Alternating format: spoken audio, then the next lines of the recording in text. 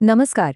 आज हम बात करने वाले हैं भारतीय संविधान के कुछ ऐसे प्रावधानों के बारे में जो बहुत शक्तिशाली हैं और उतने ही विवादास्पद भी।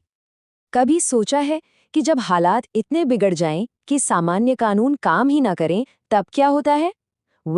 हमारे संविधान बनाने वालों ने इस सिचुएशन के बारे में भी सोचा था और इसका एक पूरा प्लान तैयार किया है। तो चलिए थोड़ा और गहराई में जाते हैं और समझते हैं कि आखिर इन असाधारण शक्तियों की जरूरत ही क्यों पड़ी। देखिए, इनका मकसद है कार्यपालिका को यानी सरकार को ऐसी ताकत देना जिससे वो देश की सुरक्षा या स्थिरता पर आए किसी भी बड़े खतरे से निपटने के लिए तुरंत और निर्णायक कार्रवाई कर सके। तो ऐसी सिचुएशन से निपटने के लिए संविधान ने एक खास टूल किट तैयार की है और इसमें 3 अलग-अलग तरह की इमरजेंसी बताई गई हैं। तो ये 3 तरह की इमरजेंसी कौन सी हैं? पहली है राष्ट्रीय आपातकाल, मतलब पूरे देश के लिए। दूसरी है राज्य आपातकाल, जिसे हम राष्ट्रपति शासन भी कहते हैं। और तीसरी है वित्तीय आपातकाल। अब जो बात इन्हें दिलचस्प बनाती है वो ये है कि ये तीनों एक दूसरे से कितनी अलग हैं। तो सबसे पहले बात करते हैं राष्ट्रीय आपातकाल की, यानी आर्टिकल 352।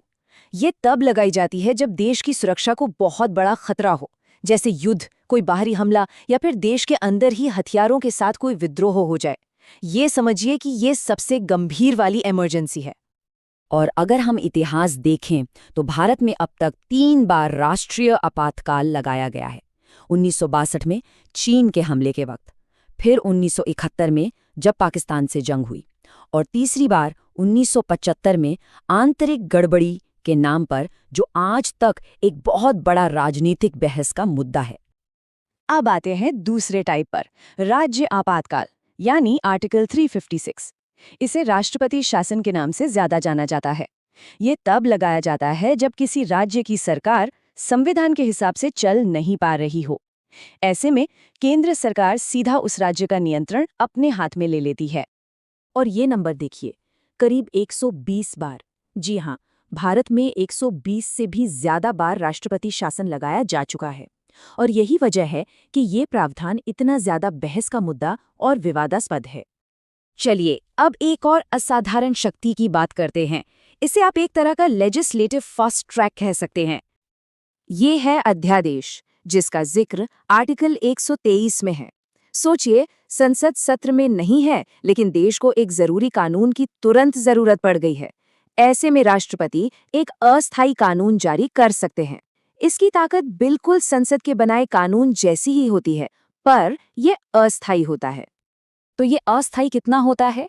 एक अध्यादेश की ज्यादा से ज्यादा उम्र होती है 6 महीने और 6 हफ्ते। अब ये थोड़ा अजीब सा कॉम्बिनेशन है ना? पर इसके पीछे एक लॉजिक है। संविधान कहता है कि संसद के 2 सत्रों के बीच 6 महीने से ज्यादा का गैप नहीं हो सकता, और जब सत्र शुरू होता है तो सरकार को इसे पास कराने के लिए 6 हफ्तों का समय मिलता है। अगर उस समय में ये पास नहीं हुआ तो अध्यादेश खत्म। अब जाहिर सी बात है, इतनी बड़ी शक्ति है तो इसके दुरुपयोग का खतरा भी होगा।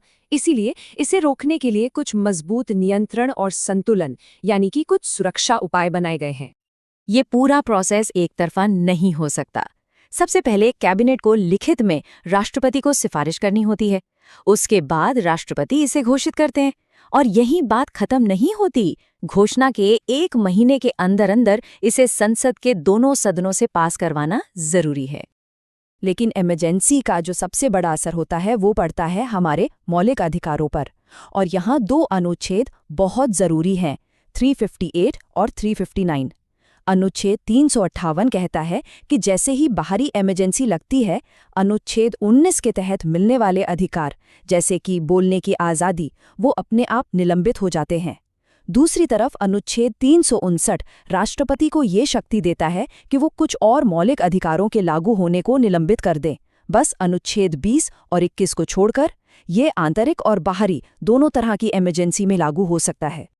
तो जब इन शक्तियों के इस्तेमाल पर सवाल उठते हैं, तब न्यायपालिका यानी हमारी अदालतें एक बहुत ही महत्वपूर्ण भूमिका निभाती हैं। आखिर संविधान का अंतिम व्याख्याकार तो वही है। और इसका सबसे बड़ा उदाहरण है 1994 का एसआर बोम्मई केस।